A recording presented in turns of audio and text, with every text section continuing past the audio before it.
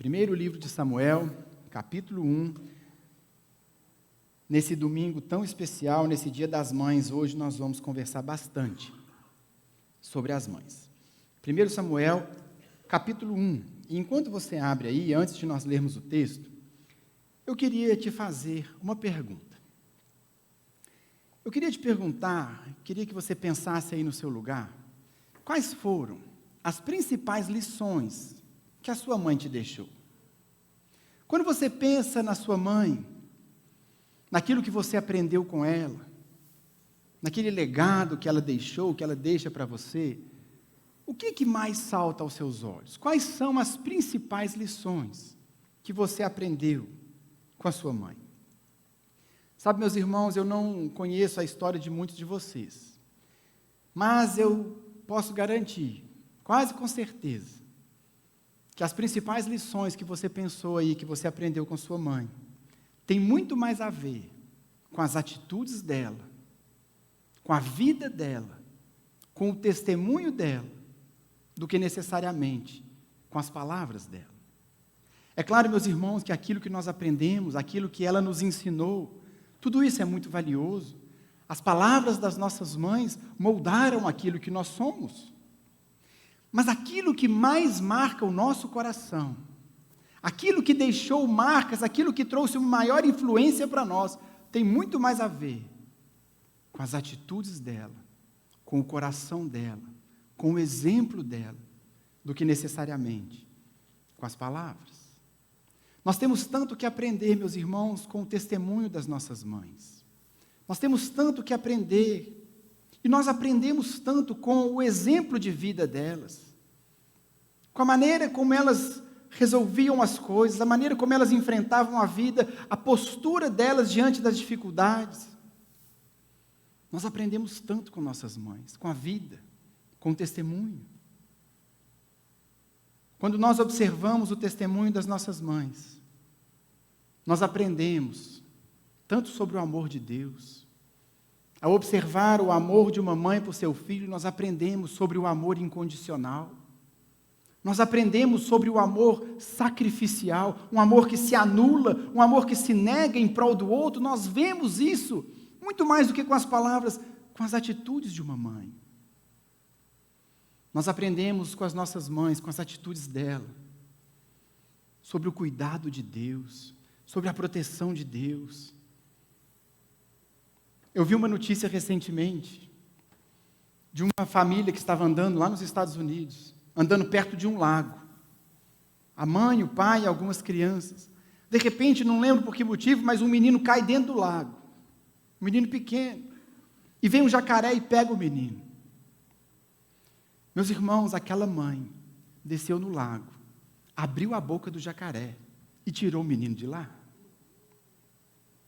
Você sabe quanto pesa a mordida de um jacaré? É mais de 1 tonelada. Tem gente que fala que chega a 2 toneladas. Aquela mãe abriu a boca do jacaré. Talvez naquela manhã, aquela mãe não conseguiu abrir a tampa da vasilha de azeitona. Teve que pedir para o pai. Talvez no dia anterior, aquela mãe subiu em cima da mesa, gritando de medo porque viu uma baratinha. Mas agora ela está ali, enfrentando um jacaré, abrindo a boca dele para tirar o seu filho dali. É o cuidado, é o amor, são lições, são ensinamentos tão preciosos que nós aprendemos vendo a atitude de uma mãe com relação ao seu filho. Talvez você seja hoje um homem, uma mulher de oração, porque você viu, porque você conviveu com uma mãe que era uma mulher de oração. Talvez você hoje é alguém que tem uma fé assim inabalável, muito mais porque você teve uma mãe assim, do que simplesmente pelas palavras que ela te ensinou. Talvez você seja alguém tão trabalhador, tão incansável no trabalho, para você não tem tempo ruim, para você está sempre pronto a trabalhar e a fazer o que precisa ser feito, porque você teve uma mãe que era assim dentro de casa.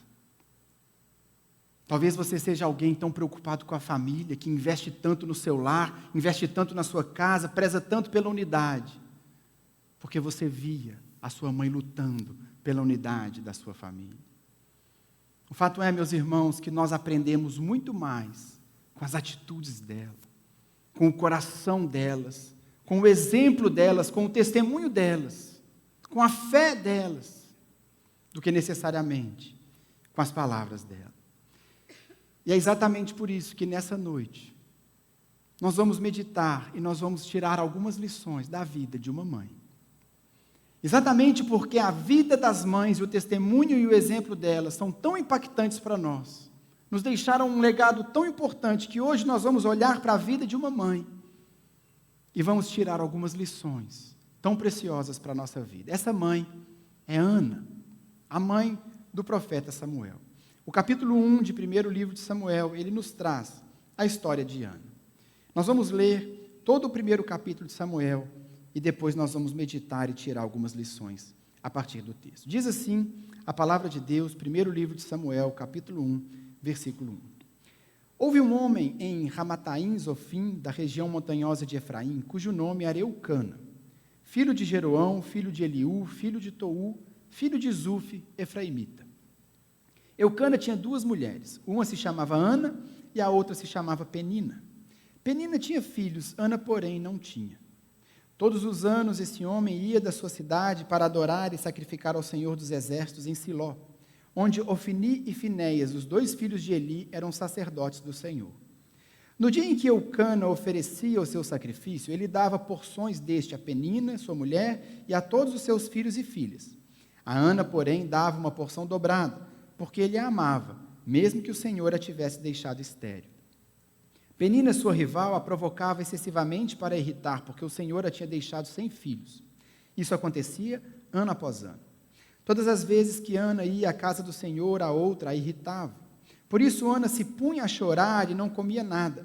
Então Eucana, seu marido, lhe disse: Ana, por que você está chorando? E por que não quer comer? E por que está tão triste? Será que eu não sou melhor para você do que 10 filhos? Versículo 9. Certa vez, após terem comido e bebido em Siló, Ana se levantou, quando o sacerdote Eli estava sentado à sua cadeira, junto a um pilar do templo do Senhor. E Ana, com amargura de alma, orou ao Senhor e chorou muito. Ela fez um voto, dizendo: Senhor dos Exércitos, se de fato olhares para a aflição da tua serva e te lembrares de mim, e não te esqueceres da tua serva e lhe deres um filho homem, eu o dedicarei ao Senhor por todos os dias da sua vida, e sobre a cabeça dele não passará navalha. Ana continuava a orar diante do Senhor, e o sacerdote Eli começou a observar o movimento dos lábios dela, porque Ana só falava em seu coração. Os seus lábios se moviam, porém não se ouvia voz nenhuma. Por isso, ele pensou que ela estava embriagada, e lhe disse: Até quando você vai ficar embriagada? Trate de ficar longe do vinho. Porém, Ana respondeu: Não, meu senhor, eu sou uma mulher angustiada de espírito. Não bebi vinho, nem bebida forte, apenas estava derramando a minha alma diante do Senhor. Não pense que essa sua serva é ímpia. Eu estava orando assim até agora, porque é grande a minha ansiedade e a minha aflição. Então ele disse: Vá em paz, e que o Deus de Israel lhe conceda o que você pediu.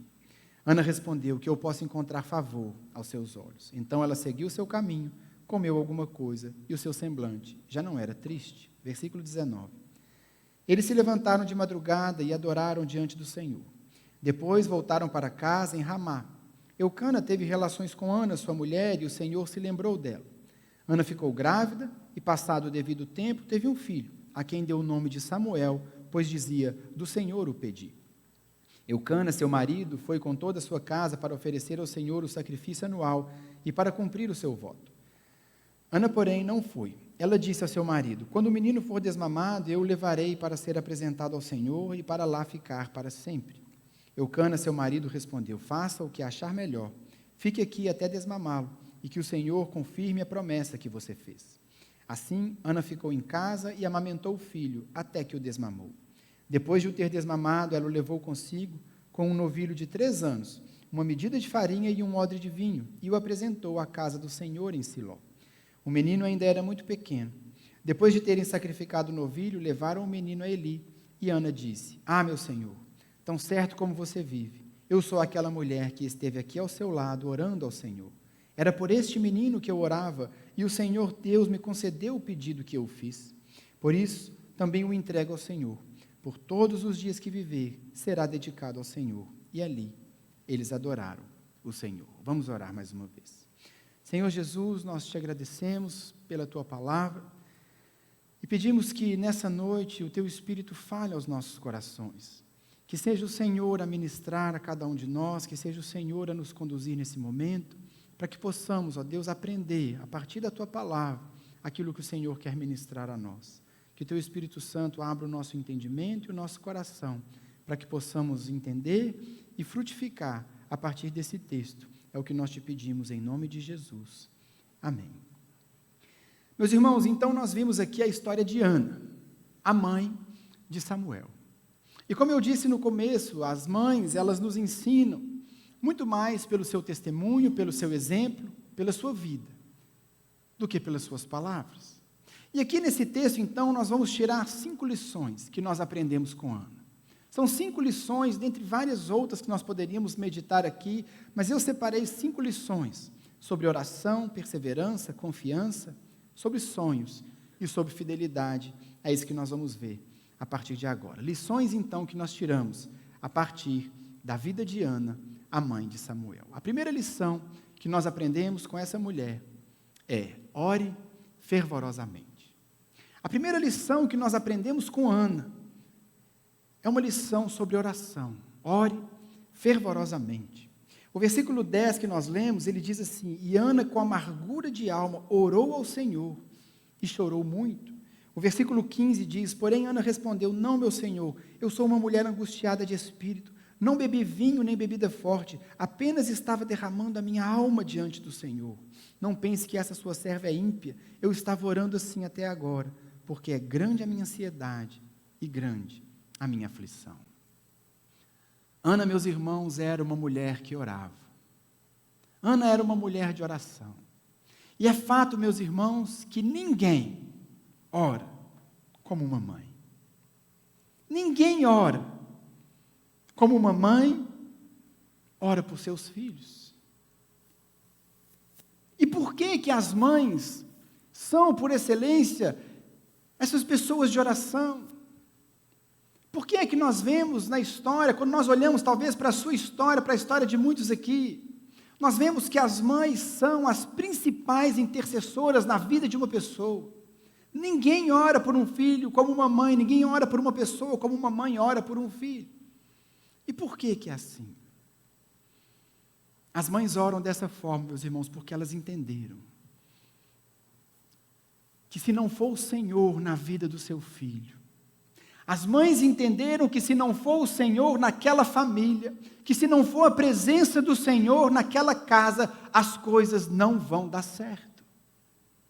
A mãe, meu irmão, ela tem essa compreensão clara de que ela precisa da bênção, ela precisa da graça, ela precisa do favor do Senhor, ela precisa da presença de Deus para ser mãe, para educar, para ensinar o seu filho.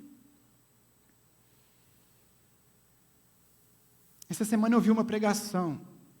O pastor dizia assim: só existe uma maneira de exercer a paternidade e a maternidade, e essa maneira é de joelhos. As mães entenderam isso. As mães entenderam que elas precisam clamar, que elas precisam buscar o Senhor, que é a presença dEle que faz toda a diferença, é a bênção dEle, é a graça dEle, é o favor dEle, é isso que muda uma família, é isso que muda um filho, é isso que transforma uma história, é a presença de Deus. Por isso as mães oram, por isso as mães clamam, e nós precisamos aprender a orar como uma mãe ora por seu filho. Da mesma forma, meus irmãos, que muitos de nós aqui, quando nós lembramos das nossas mães, talvez seja essa a sua história, você se lembra de uma mulher de joelhos. Você se lembra de uma mulher que orava. Talvez foi a oração do Senhor, da sua mãe, que moveu a mão do Senhor, e você está hoje aqui. Nós precisamos orar como uma mãe. Nós precisamos orar como Ana. E é interessante aqui a gente observar que Ana orava. O filho dela ainda nem tinha nascido. Ela já era uma mulher de oração, que já orava por seu filho. E certamente por esse perfil de Ana nós sabemos que era uma mulher que orou, que intercedeu por seu filho durante toda a vida. E o seu filho foi ninguém menos do que o maior líder, o maior juiz, o maior profeta da história de Israel, o profeta Samuel. Mas, meus irmãos, é tão triste a gente observar que nossa geração hoje tem vivido algo tão assustador. Quando a gente olha para a nossa geração atual, existe um fenômeno, existe algo que não faz o menor sentido, existe algo que causa assombro, que é o fato de que existem muitos crentes hoje que não oram. Nós vivemos um tempo, meus irmãos, em que várias vezes a gente conversa com os irmãos e a gente vai querer entender um pouco da vida e da história deles. E a gente vê que não tem oração. Não faz mais parte da vida de algumas pessoas. O que não faz menor sentido. Um crente que não ora, meus irmãos, isso é uma contradição em si mesmo. Porque nós somos aquele povo que foi reconciliado com o Senhor. Nós somos aquele povo que teve o relacionamento restabelecido com Deus. Como pode alguém ter o relacionamento refeito com o Senhor e não ter relacionamento com o Senhor? Alguém disse certa vez que a oração é a respiração do crente. Nós precisamos, meus irmãos, voltar para a oração, como uma mãe ora por seus filhos, como Ana orava pelo seu filho. Mas hoje, meus irmãos, não sei se por causa da tecnologia, não sei se por causa dos avanços, não sei se é o período que a gente vive, as pessoas não oram mais. Quando as pessoas enfrentam uma luta, elas vão direto para os especialistas, elas vão direto para as redes sociais, elas vão direto procurar a solução em tantas outras coisas, quando o crente é chamado para, em primeiro lugar, ele dobrar os seus joelhos e buscar o Senhor. É assim que o crente caminha, é de joelhos. É ao Senhor que nós apresentamos as nossas lutas, os nossos sonhos, os nossos desafios, os nossos projetos, nós apresentamos a Ele em primeiro lugar. Mas hoje, as pessoas vão primeiro para as redes sociais, para a internet, para o chat GPT. Se eu tenho um desafio agora, eu vou lá no chat GPT, ele que me dá a solução. O como eu faço para resolver esse e esse problema? Não tem mais busca por Deus, não tem mais joelho dobrado. Existem agora tantas ferramentas, e é isso que as pessoas estão buscando. Meus irmãos, nós precisamos voltar para o lugar da oração. Nós precisamos voltar para aquele lugar onde nós apresentamos a Deus cada pedido, cada sonho, cada projeto, cada angústia, cada frustração, cada vitória. É ali, com a porta do quarto fechada, os joelhos dobrados. Ali é o nosso lugar. Talvez você diga assim: pastor, eu não oro, porque eu não tenho tempo. Não dá tempo. Eu tenho muita coisa para fazer. Então eu vou te contar uma história de uma outra mãe. Hoje eu só vou falar de mãe. Eu vou te contar a história de uma outra mãe. O nome dela era Susana Wesley. Ela foi a mãe de John Wesley, o maior avivalista do século XVIII. Susana Wesley, meus irmãos, ela teve 19 filhos. 19 filhos, irmãos. Em casa tem 3. Tem dia que parece que tem um furacão dentro de casa. Susana Wesley teve 19 filhos. Mas Susana Wesley, todos os dias, ela separava 1 hora em que ela entrava para o seu quarto, trancava a porta, e nenhum dos filhos tinha autorização para bater na porta. E dizem alguns historiadores que após esse período de oração, ela trazia cada um dos filhos à sua frente, colocava as mãos sobre eles, orava, abençoava e ministrava sobre cada um dos seus 19 filhos. Sabe, meus irmãos, eu e você precisamos olhar para um coração de uma mãe e renovar no nosso interior esse sentimento, essa certeza de que nós precisamos do Senhor, nós precisamos dEle, nós somos totalmente dependentes dEle. Meus irmãos, se não for a graça de Deus sobre nós, a nossa família não vai permanecer de pé, o nosso trabalho não vai permanecer de pé, nada vai dar certo, porque o que nos mantém de pé é a graça, é a presença, é a bondade do Senhor. Por isso nós precisamos aprender a orar com Ana, uma mulher que clamava, uma mulher que dobrava os joelhos.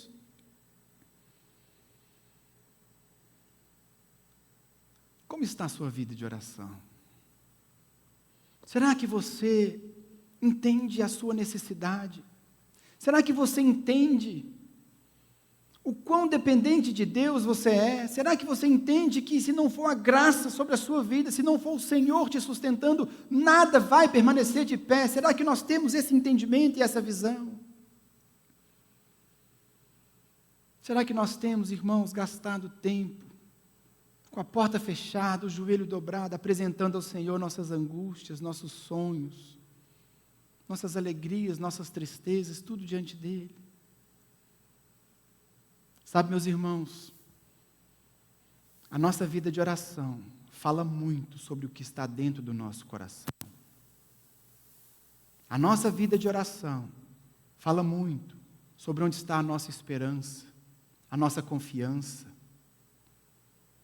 Uma pessoa que não ora é uma pessoa que está dizendo para si mesma e para Deus: eu dou conta sozinho, eu posso caminhar sozinho, eu sei resolver meus problemas, eu consigo resolver a minha situação.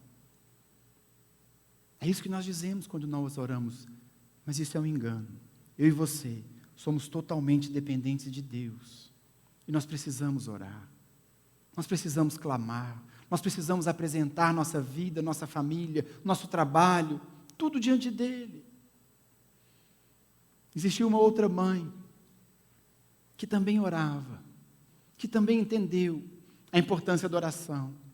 O nome dessa mãe era Mônica. Ela foi a mãe de Agostinho.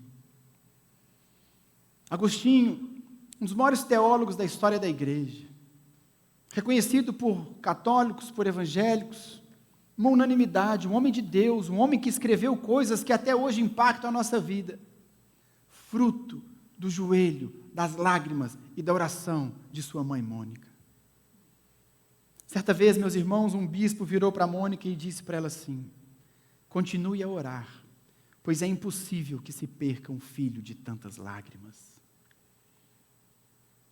Aquela mulher orava, aquela mulher clamava, aquela mulher sabia que era Deus na vida do seu filho. Agostinho, a gente conhece Agostinho pelos seus escritos, pela sua teologia, por tantas coisas bonitas, mas esse homem era um homem totalmente afastado dos caminhos do Senhor, mas ele tinha uma mãe que se colocava de joelhos. Eu e você, meus irmãos, precisamos voltar para o lugar da oração.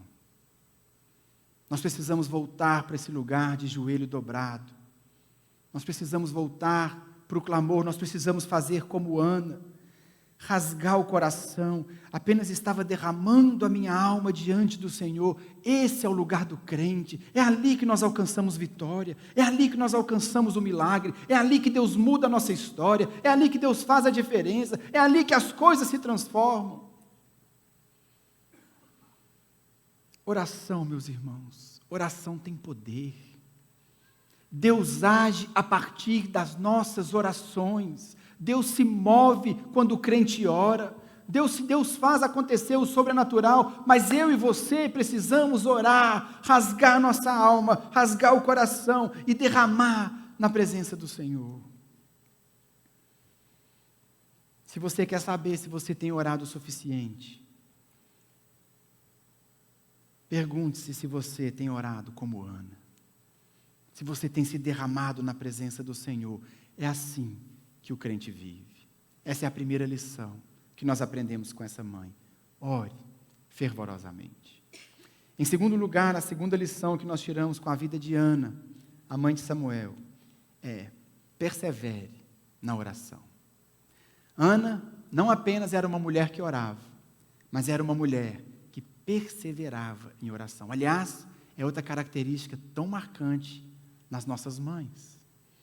Elas não apenas oram, mas elas perseveram. Agora é interessante você observar que Ana tinha todos os motivos para desistir da oração. Ana tinha motivos para parar de orar. Veja comigo novamente os versículos 6 até o 8, o texto diz assim: Penina, sua rival, a provocava excessivamente para irritar, porque o Senhor a tinha deixado sem filhos. Isso acontecia ano após ano. Todas as vezes que Ana ia à casa do Senhor, a outra a irritava. Por isso Ana se punha a chorar e não comia nada.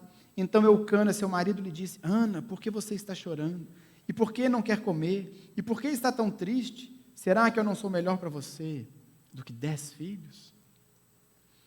Meus irmãos, aquela mulher, o que o texto está dizendo para nós, é que o Senhor havia deixado Ana sem filhos.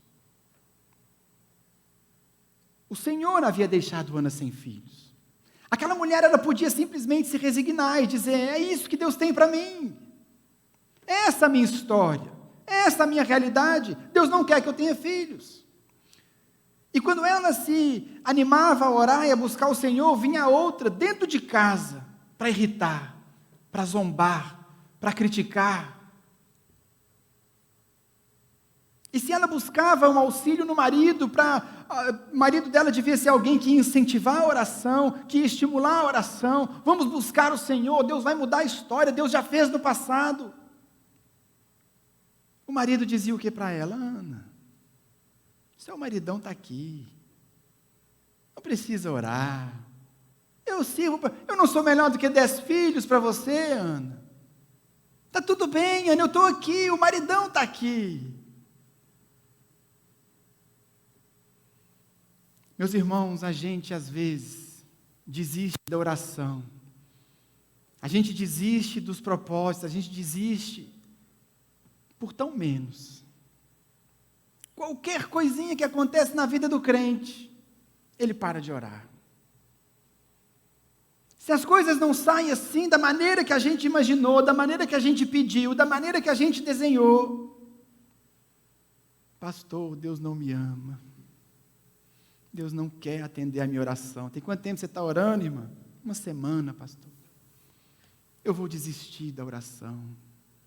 Qualquer motivo, irmãos, a gente desiste. Qualquer oposição, qualquer coisa que dá errada, a gente para de orar. Eu falei aqui de Mônica, a mãe de Agostinho. Você sabe por quanto tempo Mônica orou para o seu filho Agostinho? O filho que estava no mundo, o filho que estava mergulhado no mundo, totalmente afastado dos caminhos do Senhor. Mônica orou por Agostinho durante 30 anos. 30 anos aquela mãe se colocava de joelhos, chorava e orava por seu filho. Como disse o bispo, como pode se perder um filho de tantas lágrimas?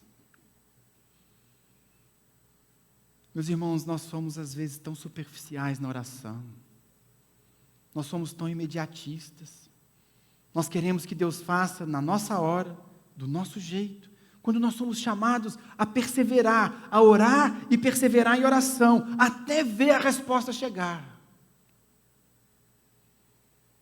A Bíblia nos conta a história de uma outra mãe, que perseverou. Deixa marcado aí, vai comigo lá em Mateus capítulo 15.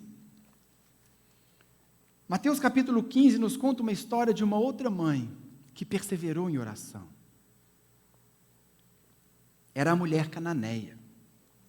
Mateus capítulo 15, o versículo 21, até o versículo 28 nos conta a história dessa mãe. E a Bíblia diz assim, Mateus 15, 21. Saindo dali, Jesus foi para a região de Tiro e Sidom. E eis que uma mulher cananeia que tinha vindo daqueles lados, clamava: Senhor, filho de Davi, tenha compaixão de mim, minha filha está horrivelmente endemoniada. Jesus, porém, não lhe respondeu palavra. Então os seus discípulos, aproximando-se, disseram: mande-a embora, pois vem gritando atrás de nós. Mas Jesus respondeu: não fui enviado, senão as ovelhas perdidas da casa de Israel. Ela, porém, veio e o adorou, dizendo: Senhor, me ajude. Jesus respondeu: não é correto pegar o pão dos filhos e jogá-los aos cachorrinhos. A mulher disse: é verdade, Senhor, pois os cachorrinhos comem das migalhas que caem da mesa dos seus donos. Então Jesus exclamou: mulher, que grande fé você tem, que seja feito conforme você quer. E desde aquele momento, a filha dela ficou curada. Meus irmãos, aquela mulher orava, ela pedia: cura minha filha, intercedo por minha filha, aqui está a situação dela, o Senhor tem poder, o Senhor pode agir. E a palavra diz que Jesus não lhe respondeu palavra. Meus irmãos, tem crente que desvia por muito menos. Não é verdade? O que a gente faz quando Deus está em silêncio? Porque tantas vezes nós estamos orando, nós estamos clamando, nós temos algo sério, nós colocamos nossa angústia diante do Senhor. Aquela moça disse: a minha filha está horrivelmente endemoniada. Não era algo simples, era um problema grave, era um problema sério, e Jesus permaneceu em silêncio. Como eu e você nos portamos quando Jesus permanece em silêncio?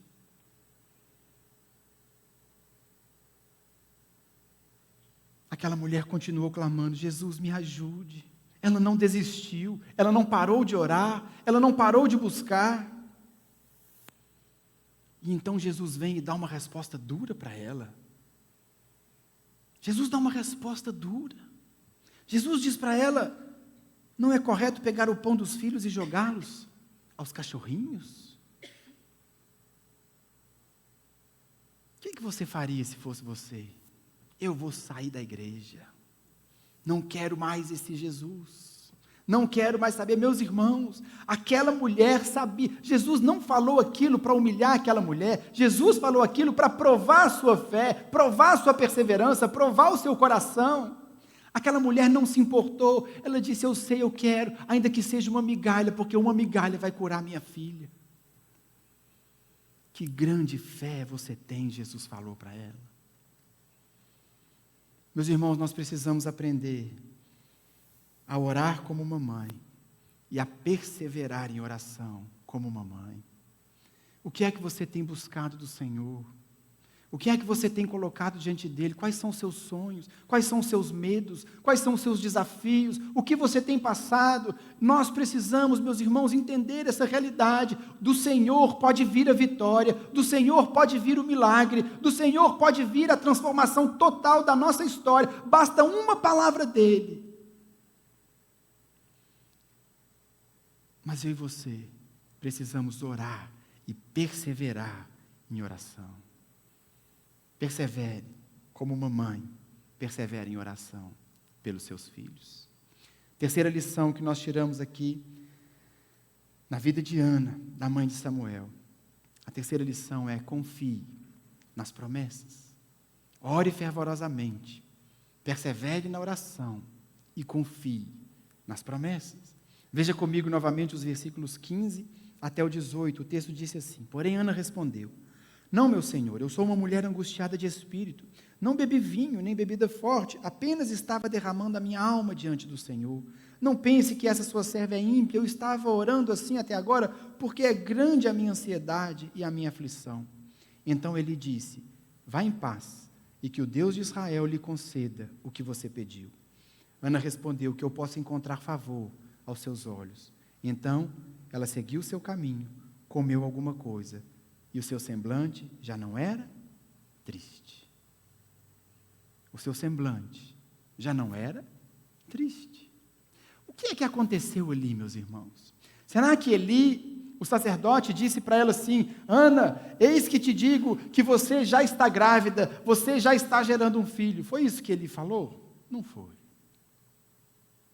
O que é que aconteceu com aquela mulher que mudou o seu coração?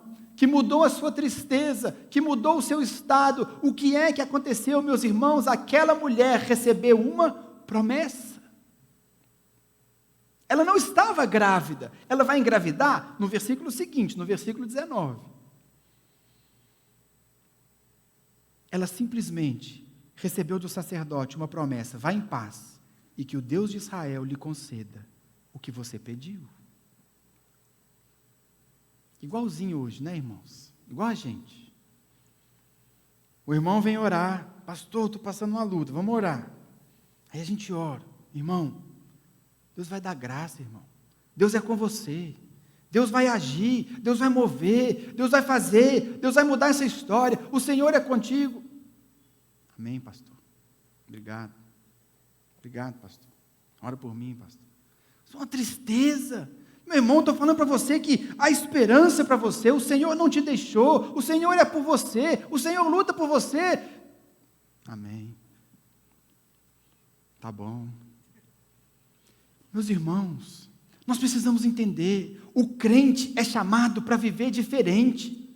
Nós precisamos nos apoiar. Nós precisamos caminhar na palavra de Deus, nas promessas de Deus. Foi isso que mudou o coração de Ana. Isso tem que mudar o nosso coração também.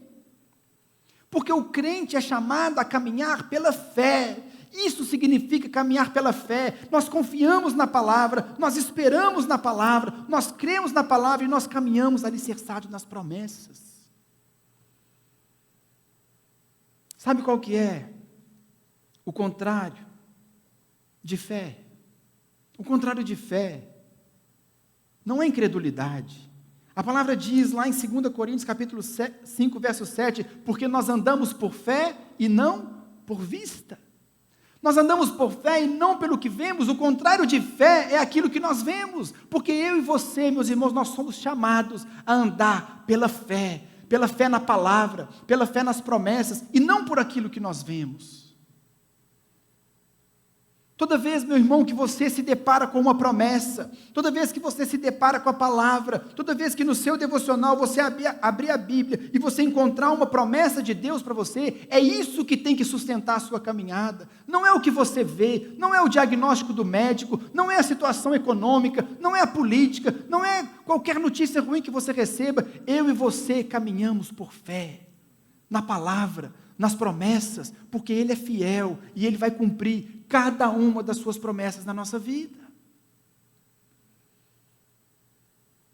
Mas tem crente que ele vive o contrário. Tem crente que aquilo que ele vê é o que determina a sua caminhada. Irmãos, guarde isso no seu coração. Eu e você somos chamados a viver diferente.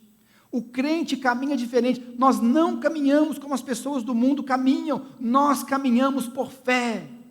Nós caminhamos em confiança. Quem dirige a nossa vida é o Senhor. Quem dirige a nossa história é o Senhor. Tem gente que às vezes vê uma notícia ruim lá fora. Desviaram 90 bilhões dos aposentados. Esse país não tem jeito não. Não tem jeito para isso aqui mais não. Acabou o Brasil.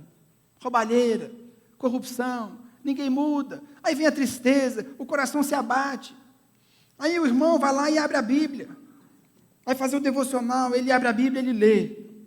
Se o meu povo, que se chama pelo meu nome, se humilhar e orar e me buscar e se arrepender de seus maus caminhos, eu ouvirei do céu e sararei a sua terra.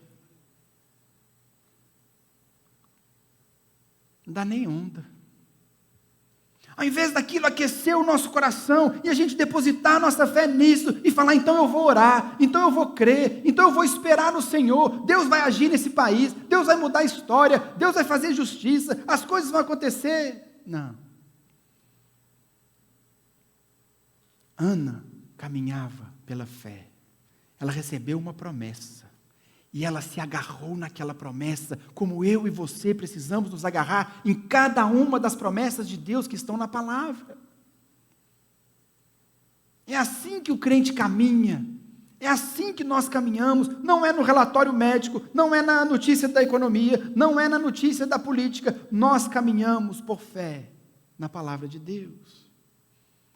Como fica o seu coração quando você se depara com uma promessa?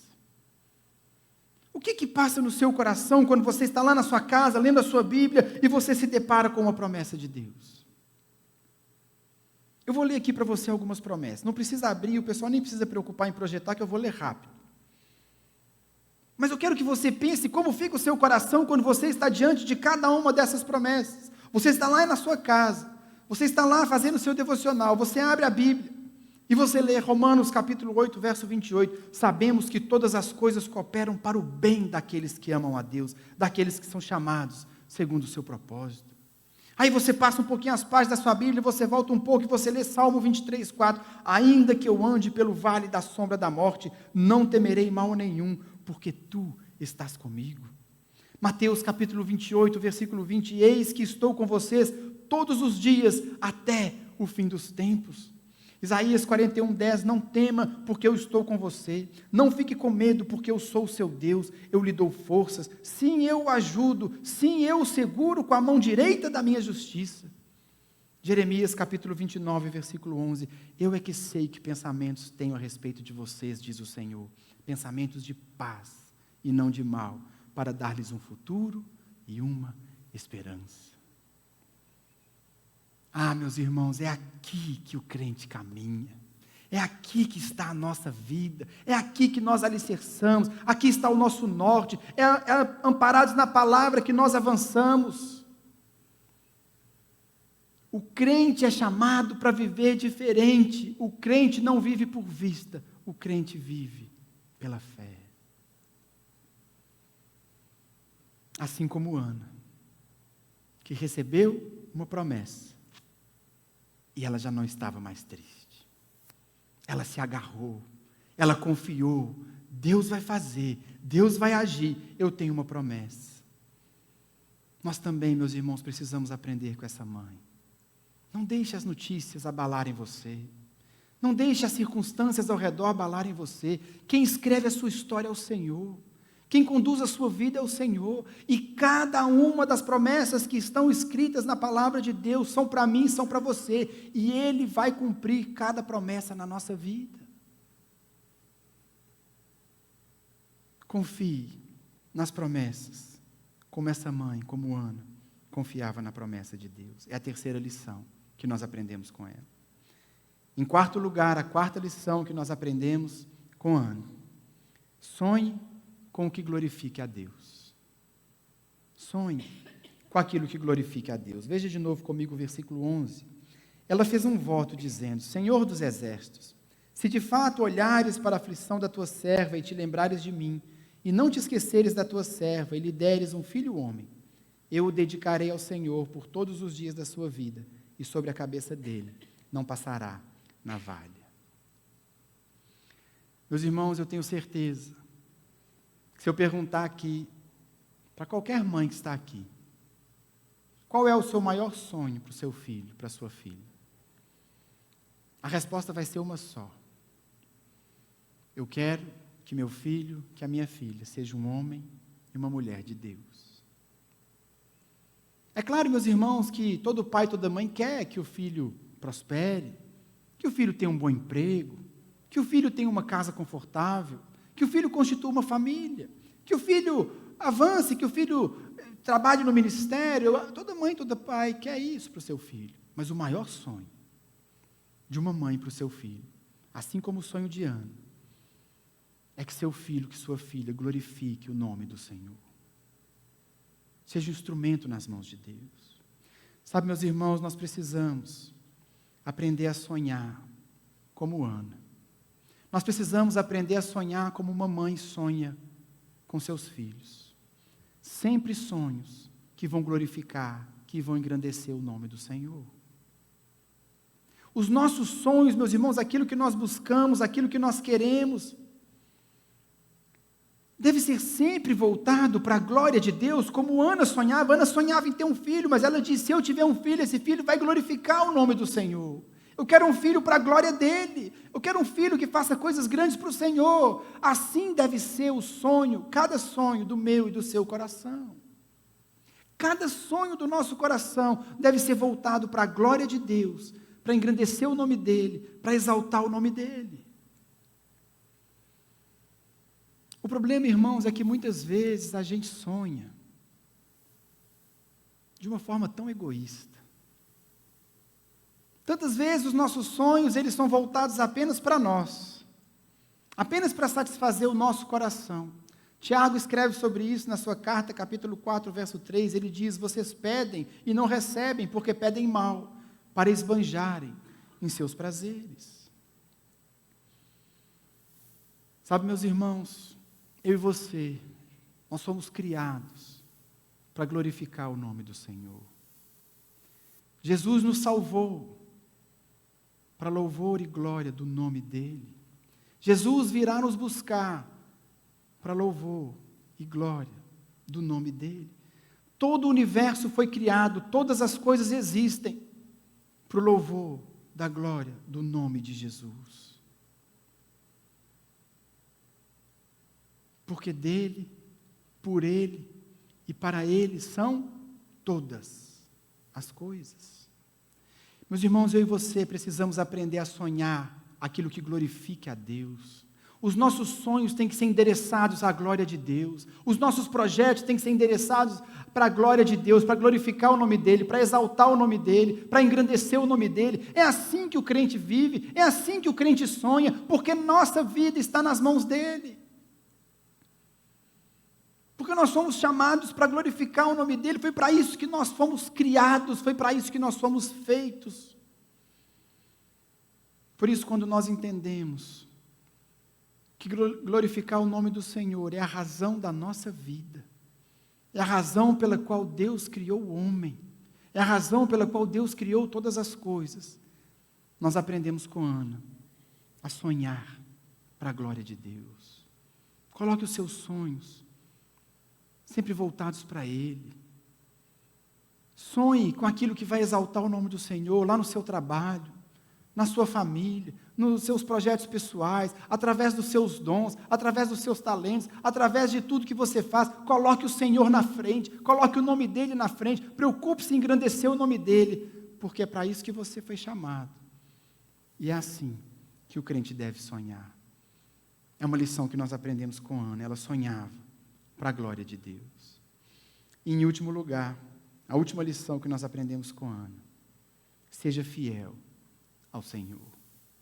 Ore fervorosamente, persevere na oração, confie nas promessas, sonhe com o que glorifica a Deus e seja fiel ao Senhor. Versículo 24. Depois de o ter desmamado, ela o levou consigo com um novilho de 3 anos, uma medida de farinha e um odre de vinho, e o apresentou à casa do Senhor em Siló. O menino ainda era muito pequeno. Depois de terem sacrificado o novilho, levaram o menino a Eli. E Ana disse: Ah, meu Senhor, tão certo como você vive, eu sou aquela mulher que esteve aqui ao seu lado orando ao Senhor. Era por esse menino que eu orava, e o Senhor Deus me concedeu o pedido que eu fiz. Por isso, também o entrego ao Senhor. Por todos os dias que viver, será dedicado ao Senhor. E ali, eles adoraram o Senhor. Ana fez um compromisso com Deus. Se eu tiver um filho, e ele for um homem, eu vou dedicá-lo durante toda a sua vida ao Senhor. E agora, no final do capítulo, o que nós vemos é que Ana está cumprindo a sua promessa. Ela está cumprindo o seu compromisso com Deus. Agora, irmão, se você pensar bem na situação de Ana aqui, você vai concordar comigo que Ana tinha ótimos motivos. Ana tinha ótimas desculpas, totalmente convincentes, para não levar aquele menino, para não cumprir a sua promessa. Meus irmãos, Ana tinha motivos fortes e convincentes para não entregar aquele menino ao Senhor, como ela havia prometido. Eli já era um homem velho. E nós vimos aqui, eu preguei recentemente a mensagem falando sobre a casa de Eli. Eli não era um bom pai. Ele não era um bom pai para os seus filhos. Nós vimos isso. Se você não assistiu, a mensagem está no YouTube. Os filhos de Eli, Ofni e Finéias, o capítulo 2, versículo 12, diz assim: os filhos de Eli eram homens malignos e não se importavam com o Senhor. Eu vou deixar o Samuelzinho ali, o meu filhinho, aquele que eu orei tanto, aquele que eu clamei tanto, aquele que eu chorei tanto, agora que o menino nasceu, eu vou entregar para essa gente? Ele vai crescer nesse ambiente? Esses homens são malignos. Uma outra tradução diz: eles são filhos de Belial, são filhos do capeta. Um pai omisso, um pai que não cuidou de seus filhos, um pai que fazia coisas erradas com seus filhos. Não, Samuel não. O meu Samuelzinho não. Mas o que Ana fez? Ana foi fiel àquilo que ela prometeu. Ana tinha ótimos motivos para não cumprir, mas ela foi fiel ao seu compromisso com Deus. Sabe, meus irmãos, eu e você um dia fizemos um compromisso com Deus. Um dia nós viemos à frente de uma igreja e ali nós entregamos toda a nossa vida ao Senhor. Um dia nós entregamos, isso não é um jargão. Um dia nós estivemos diante dele e nós entregamos tudo que nós somos, tudo que nós temos, nós colocamos diante dele. Um dia eu e você passamos pelas águas do batismo e naquele gesto nós declaramos publicamente que nós morremos para o mundo, que nós renunciamos o mundo, que nós queremos viver agora para a glória de Deus, a nossa vida é dele, a nossa vida é para servir a Deus, nossa vida é para glorificar a Deus. Foi um compromisso que nós fizemos com Deus. Mas por que que quando chega lá no trabalho, por que é que quando chega lá na faculdade, por que é que quando chega alguma situação delicada, a gente não cumpre o nosso combinado? A gente não cumpre o nosso compromisso, a gente não cumpre aquilo que a gente prometeu. Tem crente que vira para a gente e fala assim: pastor, se eu for crente de verdade lá no meu trabalho, eu perco o emprego. Pastor, se eu for crente de verdade lá na faculdade, a minha reputação vai para o lixo. Eu vou ficar mal falado. Eu vou ser motivo de zombaria. Perca o emprego, meu irmão. Vire objeto de zombaria. Deixe a sua reputação ir para o lixo, mas não quebre o seu compromisso com Deus. A sua vida é dele. Você fez uma aliança com ele. Você entregou a ele a sua vida. O que significa que você é totalmente dele. Os seus dons, a sua força, os seus bens, o seu dinheiro, o seu talento, tudo que você tem é para a glória dele, é para servir a ele. Ele é o que há de mais importante na minha vida e na sua vida, e nós não podemos quebrar o nosso compromisso com Deus por nada, como Ana fez. Porque ela tinha motivos, mas ela foi fiel. Ela manteve a sua aliança, ela manteve o seu compromisso, ela confiou em Deus, e aquele menino se tornou o maior juiz e o maior profeta da história de Israel. Porque Ana sabia que o Senhor estava com ele, que o Senhor guardava o seu filho, que o Senhor ia protegê-lo, que o Senhor estava nesse negócio. Ela tinha um compromisso com Deus, ela não tinha um compromisso com Eli, ela não tinha um compromisso com os filhos de Eli, ela tinha um compromisso com o Senhor, e ela cumpriu a parte dela, porque ela sabe que o Senhor é sempre fiel. Por isso, meus irmãos, eu e você precisamos ser fiéis. Nós precisamos ser fiéis ao Senhor, como Ana foi no seu compromisso. Que nada quebre a sua aliança com Deus, que nenhuma situação faça você negar aquilo que você prometeu, que nenhuma situação, que nenhuma zombaria, que nenhuma ameaça, que nada possa impedir você de viver plenamente a sua aliança, o seu compromisso de entregar a sua vida totalmente ao Senhor. Que a fidelidade seja a sua maior marca. As consequências, deixa com o Senhor. Se vai perder o emprego ou não vai, deixa com o Senhor. Se a reputação vai para a lata do lixo, deixa com o Senhor. Deixa tudo nas mãos dele. Você permaneça fiel, incondicionalmente fiel. É isso que nós aprendemos com o coração dessa mãe. São essas as lições, meus irmãos, que nós aprendemos com Ana. Assim como nós aprendemos tantas coisas tão preciosas com as nossas mães, assim como a vida das nossas mães deixaram marcas tão profundas na nossa história, na nossa caminhada, a vida de Ana também nos ensina a importância da oração, da perseverança, da confiança nas promessas, a importância de sonhar aquilo que glorifica a Deus, e a importância de sermos sempre fiéis ao Senhor. A consequência disso, dessa mulher que teve a vida marcada pela oração, pela perseverança, pela confiança, por sonhar os sonhos de Deus e por ser fiel a Ele, a consequência Está lá no capítulo 2, verso 18. 1 Samuel, capítulo 2, versículo 18. O texto diz assim: Samuel ministrava diante do Senhor, sendo ainda menino, vestido de uma estola sacerdotal de linho. Sua mãe lhe fazia uma túnica pequena e de ano em ano a levava para ele quando ia com o marido oferecer o sacrifício anual. Eli abençoava Eucana e sua mulher e dizia: que o Senhor dê a você filhos dessa mulher, em lugar do filho que você devolveu ao Senhor. E voltavam para sua casa. Assim, o Senhor abençoou Ana e ela engravidava. Teve mais 3 filhos e 2 filhas. E o menino Samuel crescia diante do Senhor. Deus deu a Ana muito mais do que ela pedia. Deus deu a Ana muito mais do que aquilo que ela orou, do que ela clamou ao Senhor. Deus deu a ela mais filhos, Deus deu a ela mais filhas. E a parte final do verso 21 diz: e o menino Samuel crescia diante do Senhor. O Senhor o guardou, o Senhor o protegeu, porque havia uma mãe que orava, porque havia uma mãe que perseverava, que sonhava para a glória de Deus, que confiava nas promessas e que era sempre fiel. Deus abençoou aquela casa com muito mais do que aquilo que eles haviam pedido. Que seja assim também, meus irmãos, comigo e com você. Que a lição que nós aprendemos com essa mulher, que essas lições moldem a nossa vida, que essas lições moldem a nossa caminhada, que nós sejamos crentes fiéis, de oração, de perseverança, confiando no Senhor, sonhando para a glória dEle.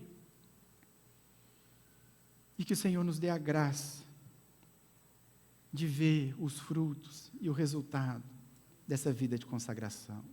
E para a gente encerrar, eu queria deixar 3 aplicações, 3 recados finais, para a gente terminar essa mensagem. Hoje nós vamos ter também a ceia. 3 rápidas aplicações. Primeiro lugar, primeira aplicação. Nesse Dia das Mães, celebre a sua mãe. Celebre a sua mãe.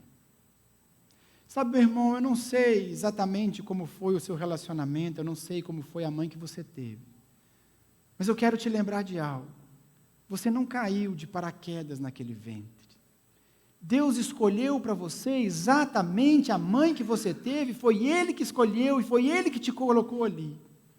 Quer você tenha vivido na casa de uma mãe completamente fiel e rendida aos pés do Senhor ou não, hoje é o dia de nós celebrarmos aquilo que nós aprendemos com elas, celebrarmos a sua história, celebrarmos o seu exemplo, celebrarmos o seu legado, agradecermos a Deus porque aquilo que nossas mães fizeram por nós, com seus erros e com seus acertos, foi aquilo que moldou quem nós somos, foi aquilo que moldou o nosso coração, que fez de nós quem nós somos hoje. Portanto, se você ainda não fez isso, eu espero que você já tenha feito, mas que você vá ver a sua mãe ainda hoje, você ligue para ela, mande uma mensagem, mas celebre a vida dela, celebre o que ela deixou para você, os ensinamentos, a fé, a lição de vida, a coragem, a garra, a ousadia, o sacrifício, o empenho. Que esse seja um dia de você agradecer a Deus, mesmo você que eventualmente já não tem mais a mãe com você, mas que seja um dia de você louvar a Deus pelo que Ele fez em você, através da sua mãe. Esse é um primeiro conselho, é um primeiro recado, é uma primeira aplicação. Segundo lugar, para as mães aqui presentes, eu oro para que Deus dê a vocês a graça de entender o tamanho do privilégio que é ser mãe. Sabe, meus irmãos, minhas irmãs, mães que estão aqui, é de vocês que os seus filhos vão contar, quando eles estiverem velhinhos, para os filhos e para os netos deles. É de vocês que eles vão falar, da sua oração, da sua fé, da sua postura, do seu caráter, da sua força.